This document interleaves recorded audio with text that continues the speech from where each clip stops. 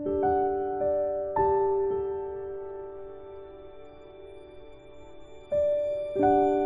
vamos lá. No nosso último encontro, a gente começou a estudar a doutrina da igreja e passamos as três primeiras referências da doutrina da igreja. Então, só para relembrar, o que a gente viu no último encontro foram as três primeiras referências disso que é chamado de a doutrina da igreja. Estudamos a igreja, o remanescente de sua missão e o conceito de unidade no corpo de Cristo. Confere, Fernando? É isso mesmo? Isso mesmo, isso mesmo. Então, hoje nós vamos dar um repasse nos outros quatro elementos que compõem esse tema chamado de doutrina da igreja, que é o batismo, a ceia do Senhor, os dons espirituais e o dom de profecia. Esses são os elementos que a gente vai estar passando hoje como lembrança aí, ou uma recordação nossa daquelas estruturas que compõem as doutrinas fundamentais do modelo bíblico. Então, pegando carona na primeira e na segunda referência, que é batismo e ceia, qual é o significado disso e por que batismo e ceia aparecem dentro dos elementos de doutrina da igreja? A forma simples da gente entender isso é lembrar do conceito de povo de Deus estabelecido lá na estrutura do povo de Israel, que a gente vem acompanhando na lição da escola sabatina já aí há algum tempo, inclusive, considerando a última lição e a lição desse trimestre. O conceito de batismo e o conceito de ceia são análogos ao conceito da circuncisão e das festas judaicas existentes dentro da cultura do povo de Israel. Portanto, quando a gente olha para batismo e olha para a ceia, nós estamos olhando para esse aspecto da história, para esse momento em particular da história, que é Deus chamando um povo, ou Deus elegendo um povo, no caso Israel, para a partir deles abençoar todas as nações, todas as famílias da terra, cumprindo a promessa feita a Abraão. O que marcava a distinção, ou seja, que separava o povo de Israel no sentido de um povo distinto das demais nações, além de todas as questões que envolvem a aliança, o comportamento de Israel e a entrega para Israel das leis de Deus, né, das referências das leis de Deus, o que a gente vê enquanto referência principal dentro desse modelo é que o povo de Israel era demarcado, era delimitado a partir de uma cerimônia chamada circuncisão. Todo filho no território de Israel, com 8 dias de idade, era circuncidado, e isso fazia parte de um ritual que integrava esse bebê ao povo de Deus. E, consequentemente, integrava também toda a sua família, no sentido de que esse bebê um dia se tornaria o patriarca de uma família, e a família, a partir dele, estava referenciada como um povo de Deus, separado por esse cerimonial chamado circuncisão. O batismo, entre aspas, o que eu vou dizer é análogo à circuncisão, no sentido de que ele demarca o povo de Deus no Evangelho. A partir do cristianismo, o batismo é a referência que integra o povo de Deus à igreja, ou integra o Filho de Deus à igreja. Por isso, a expressão na Bíblia de que quem crer e for batizado será salvo. Essa referência do crer e ser batizado é uma referência do cristianismo, é uma referência presente na fórmula cristã do Evangelho. Ela não é única, ou seja, alguém pode ser salvo crendo em Jesus, mas não tendo sido batizado, mas dentro do escopo do povo de Deus, chamado de remanescente, ou do povo cristão, no sentido estrito da formação inicial do cristianismo, lá nos dias dos apóstolos, o batismo era a forma de integração ao povo de Deus, que permitia a inclusão tanto de judeus quanto de gentios, porque ambos poderiam ser batizados e fazer parte do povo de Deus. A ceia, por conseguinte, ela é um análogo às festas judaicas, principalmente a uma das festas, que é a festa da Páscoa. A Páscoa, para o povo de Israel, tinha o sentido de libertação. A ceia tem, para o povo cristão, o mesmo sentido, porém a libertação, no caso do cristianismo, é a libertação dos pecados e a integração ao reino de Deus como povo de Deus, e a festa resultante disso. A ceia é essa cerimônia, que de alguma forma ilustra dois aspectos da história do cristianismo. Um aspecto passado, que é a morte de Cristo na cruz. Daí os emblemas da ceia, o cálice e o pão, o sangue e o corpo de Cristo como lembrança da morte de Jesus, da forma como a morte de Jesus nos liberta do pecado ou paga o preço do pecado. Porém, não é só isso, porque a ceia tem uma outra referência, que é a forma como Jesus encerra a ceia, apontando para os discípulos uma referência futura, dizendo para eles: não beberei deste cálice até que possa bebê-lo novo. E essa é uma expressão curiosa, porque não é bebê-lo de novo, é bebê-lo novo. Essa expressão aponta para a nova terra, aponta para a redenção, e, como consequência desse processo da redenção, a possibilidade da festa com Cristo na Páscoa do céu, que é a libertação definitiva do pecado, quando Cristo volta e leva os seus filhos. Então, a ceia, ela liga dois aspectos da história cristã, um aspecto passado, que é a esperança do cristianismo na cruz de Cristo cumprida, e um aspecto futuro, que a certeza dessa cruz me dá a certeza de que a outra parte da história se cumprirá. Daí a promessa de Jesus em João capítulo 14, os versos de 1 a 3, referenciando essa questão da esperança da salvação final em Cristo. Não se turbe o vosso coração, credes em Deus, crede também em mim, na casa de meu pai há muitos moradas. Essa referência do texto de João 14 está presente na segunda parte do significado da ceia. Portanto, a ceia é uma cerimônia de festa, embora ela seja feita com uma questão de solenidade em função do caráter da morte de Cristo na primeira parte da ceia, mas ela não termina assim. Todas as ceias terminam com: e os discípulos cantaram um hino. Assim, todas as ceias terminam também com uma mensagem de esperança e todos cantando um hino que normalmente aponta para o futuro. A escolha da letra do hino que se usa no final de uma ceia normalmente aponta para o futuro, na esperança do cristianismo, a vinda de Cristo e a salvação eterna. Enquanto as músicas cantadas durante a ceia apontam para a cruz de Cristo, a morte e o sacrifício de Cristo na cruz. Esses dois aspectos, a solenidade e a festa, integram o cristão a esses dois pontos da história. O batismo, por sua vez, na transição entre eu estava morto e agora vivo, ele tem um sentido de sepultamento, daí a palavra batismos, que é a palavra de sepultamento. O batismo implica o sepultar-se, ou seja, o morrer para os pecados e o renascer em novidade de vida para uma vida de obediência a Deus e uma vida de dedicação a Deus. Então, o batismo ele faz essa transição, daí a expressão da circuncisão estar ligada ao modelo do batismo.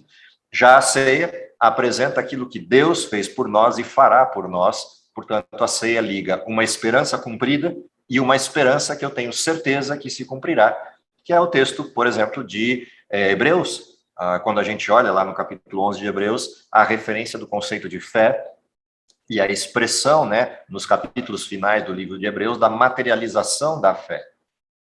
Essa expressão está presente na ceia, na materialização da fé.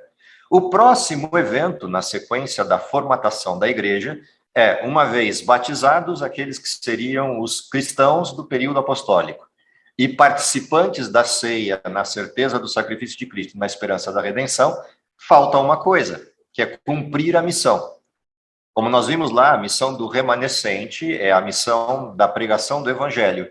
A missão dos discípulos também era essa, e para a pregação do evangelho foi concedido aos discípulos um conjunto de dons espirituais para o início do cristianismo.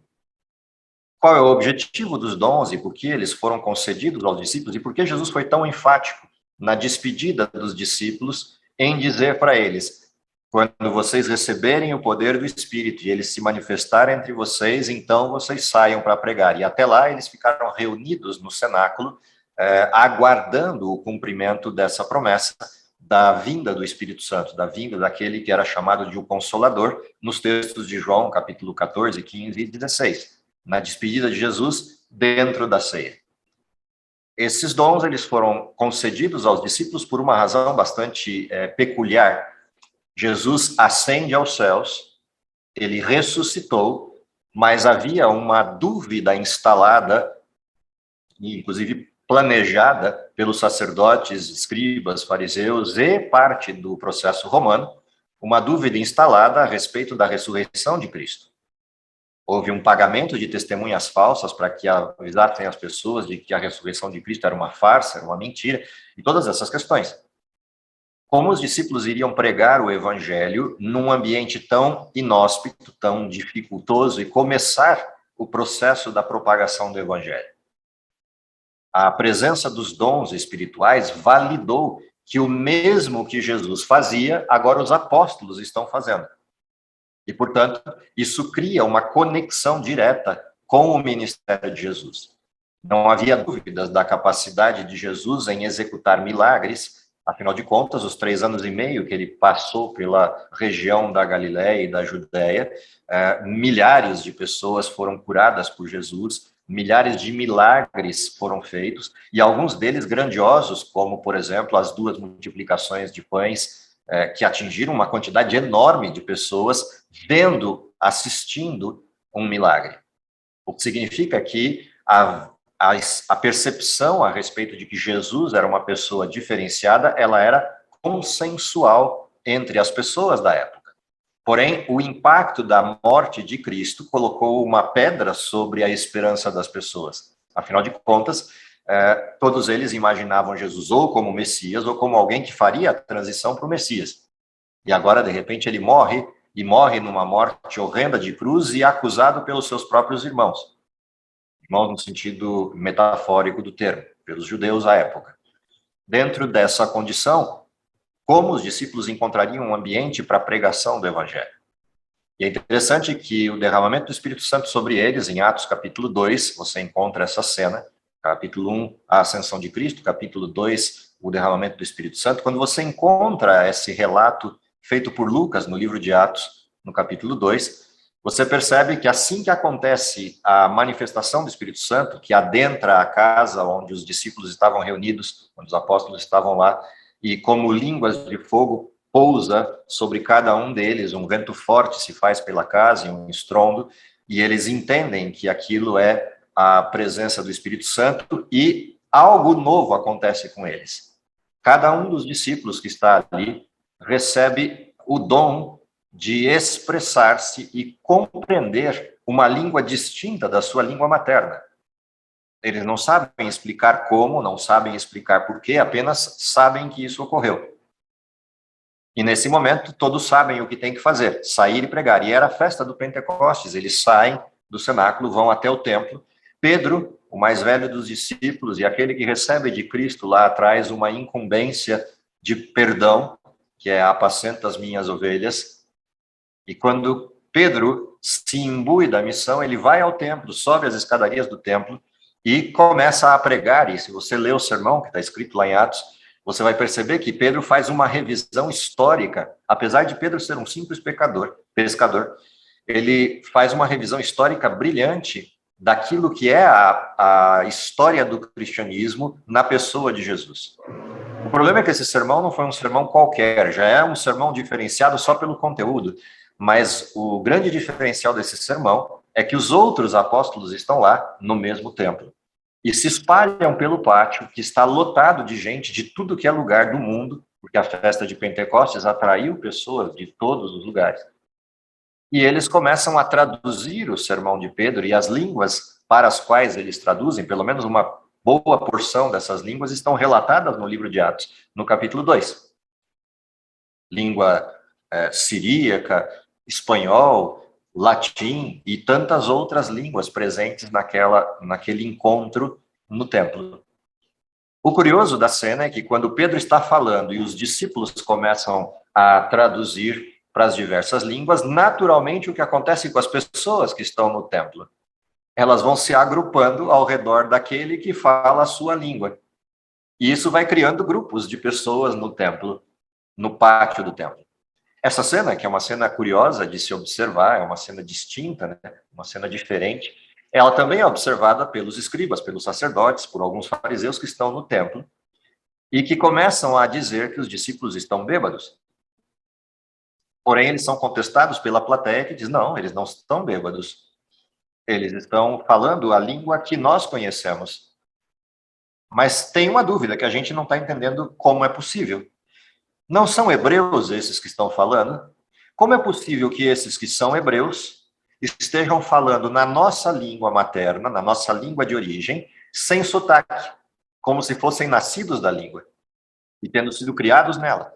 A fluência e a dicção deles é perfeita, mas eles são hebreus. E alguns deles nós até conhecemos, são pescadores. Como pode que eles estejam fazendo isso? E o resultado desse sermão a gente vê lá no batismo daquele dia, né? Milhares de pessoas descem as águas batismais num único sermão. E a partir daí, o cristianismo explode, ele se multiplica. Mas não só esses dons os discípulos receberam, eles receberam outros dons. Por exemplo, João e Pedro, caminhando pelas ruas da cidade, a sombra deles passava sobre os doentes e eles eram curados. Se vocês lembrarem, a história de João e Pedro está recheada de eventos, mas Pedro, por exemplo, está preso por conta do evangelho e, miraculosamente, a cela se abre com a intervenção de um anjo e Pedro vai bater na porta da casa onde os discípulos estão orando por ele e até se assustam como é que Pedro está na porta. E depois os soldados têm que se explicar como é que ele fugiu. E, na realidade, está tudo aberto. Ele não fugiu. Alguém abriu a prisão. Se você olhar, tem a história de Paulo lá na frente, com o seu companheiro de ombro de missão, e de repente um terremoto solta as cadeias dos prisioneiros que estão lá, mas nenhum deles foge, e o carcereiro se converte nessa cena. Esses milagres que apareciam na história dos discípulos, na história dos apóstolos, deram a sustentação inicial necessária para a pregação do evangelho, e a gente encontra isso em Apocalipse capítulo 2, na descrição da igreja de Éfeso. E, curiosamente, com o passar do tempo e o evangelho se espraiando por toda a região da Europa, norte da África e uma parte da Ásia, e até perto da Pérsia, com esse crescimento da pregação do evangelho, o que foi acontecendo é que a igreja ampliando de tamanho e a paz chegando ao Império Romano depois da ascensão de Nerva e a libertação dos que estavam presos em Patmos e a assinatura de um período de paz, o cristianismo perde a sua essência, no sentido da missão, e aí você vai ver uma advertência lá na igreja de Éfeso, dizendo que eles estão perdendo o primeiro amor. E se continuarem assim, Cristo virá e removerá deles o candeeiro, a presença do Espírito Santo de entre eles. E você vai perceber que, ao longo do tempo, é exatamente isso que acontece. O Espírito Santo deixa de ser atuante nessa forma dos dons entre os apóstolos, e a igreja do segundo, terceiro século já não tem mais essa manifestação. A parte curiosa é que um pouco mais à frente na história, se você adiantar uns 1000 anos na história, você vai encontrar Satanás aprendendo com isso que foi o início do cristianismo. E ele resolve focar exatamente nesse aspecto, os dons espirituais, como uma forma de manifestação de poder do engano. E, curiosamente, o mesmo cristianismo, mas agora já ampliado com uma série de religiões diferentes pós-medieval, vai manifestar na estrutura do pentecostalismo moderno um desvirtuamento desses dons. Os dons que foram dados para a sustentação da pregação do evangelho agora são usados como referência de batismo. E o batismo, que deveria ser a referência da transição, fica em segundo plano. E essa é uma questão importante, porque é uma modificação estrutural na essência dos dons. Os dons espirituais foram dados aos apóstolos e serão dados novamente no fim da pregação do Evangelho, de acordo com Joel capítulo 2, para terminar a obra, foram dados com um propósito. E o propósito não é a evidência pessoal do batismo em Cristo, mas é a necessidade imposta de dons para a missão. E é interessante que a Bíblia fala, em Coríntios principalmente, que a distribuição dos dons se dá em múltiplas questões. Deus escolheu alguns para apóstolos, outros para presbíteros, outros para bispos, outros para professores, e assim sucessivamente, diáconos e outros tantos. Os dons não se manifestam só na forma sobrenatural visível dos dons, mas se manifesta também na forma de potencialização dos talentos com os quais cada um de nós nasceu. Porque o dom, ele não só é uma manifestação sobrenatural de milagre, no sentido externo da palavra milagre, mas é também um milagre maior, que é o milagre que acontece dentro das pessoas, no sentido da transformação, da transição que ocorre dentro do sujeito e que lhe permite executar a missão. E Deus potencializa os talentos e aplica esses talentos, direciona esses talentos para a missão. Então, esses dois aspectos são interessantes de se observar na questão dos dons. E entre esses dons, há um dom que é motivo, usualmente, de algum tipo de debate ou questionamento, que é o dom profético. Se, por um lado, o dom de línguas sofre um desvirtuamento nos dias atuais como línguas estranhas, algo que nunca esteve presente na Bíblia, justificado por um texto de Coríntios, a língua dos anjos, e as pessoas se esquecem que o texto ali simplesmente está dizendo uma hipótese, ainda que eu falasse a língua dos anjos e não tivesse amor. O texto não está dizendo que a gente recebe a língua dos anjos, nem que o dom do Espírito Santo é a língua dos anjos. Apenas disse que se eu falasse a língua dos anjos e não tivesse amor, isso não serviria de nada. A língua que os apóstolos falaram eram línguas conhecidas por uma necessidade específica da pregação do evangelho em todo o mundo daquela época, feita por hebreus simples que não sabiam outra língua além daquela em que nasceram. Algo que hoje é muito comum. As pessoas falam múltiplas línguas e têm a possibilidade de levar o evangelho para vários lugares, mas naquela época isso não era possível. Assim, o dom de profecia também é um dom que sofre deturpação e questionamento. Na Bíblia, a gente tem uma referência a respeito do dom de profecia que aponta a eleição de Deus ao longo de toda a história de pessoas que eram separadas para o ministério profético. Elias, Eliseu e tantos outros conhecidos do Velho Testamento. E os apóstolos no Novo Testamento, que igualmente também foram profetas.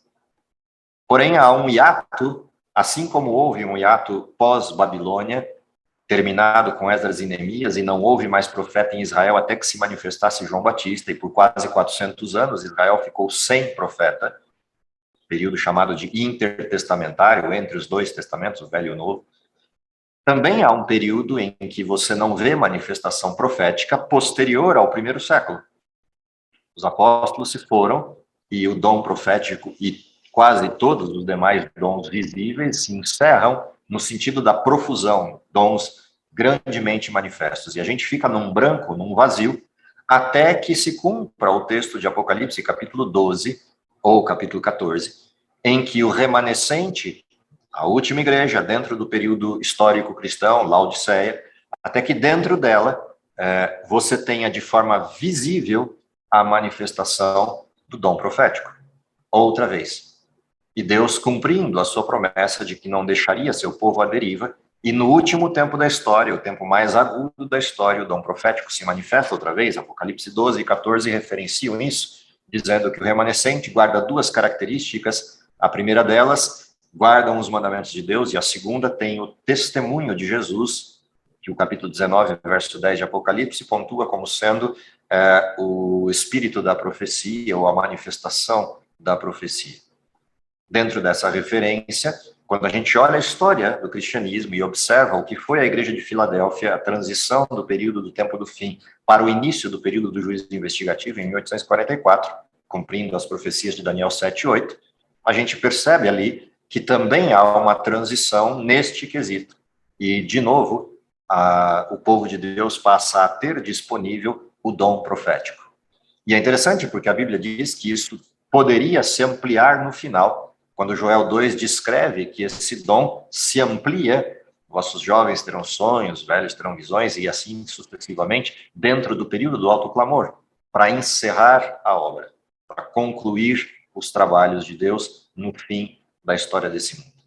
O grande problema com a questão do dom de profecia é que o dom de profecia ele precisa ser validado. E para a gente validar o dom de profecia, há algumas regras extraídas da própria essência da Bíblia na manifestação do dom profético em outros profetas da Bíblia.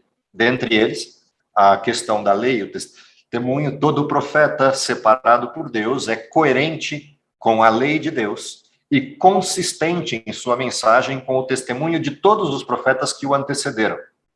Portanto, o primeiro grande teste de um dom profético, se alguém chega e diz, eu sou profeta, ou o Espírito Santo se manifestou e me separou para profeta, a primeira validação que a gente tem que fazer com esse profeta, quando se diz profeta ou se manifesta como tal, é se ele cumpre a lei de Deus e se o testemunho da sua palavra é coerente, convergente ao testemunho de todos os demais profetas manifestos no desenho bíblico.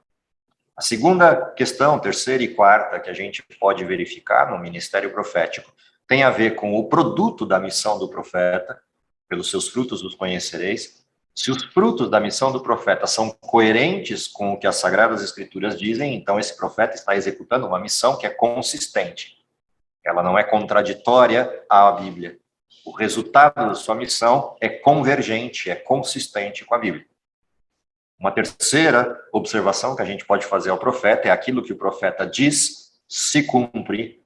Sua palavra é verdadeira, sua palavra é fiel, sua palavra se confirma. E essa é uma outra questão importante dentro do ministério profético, afinal de contas, Deus não dá tiros no escuro.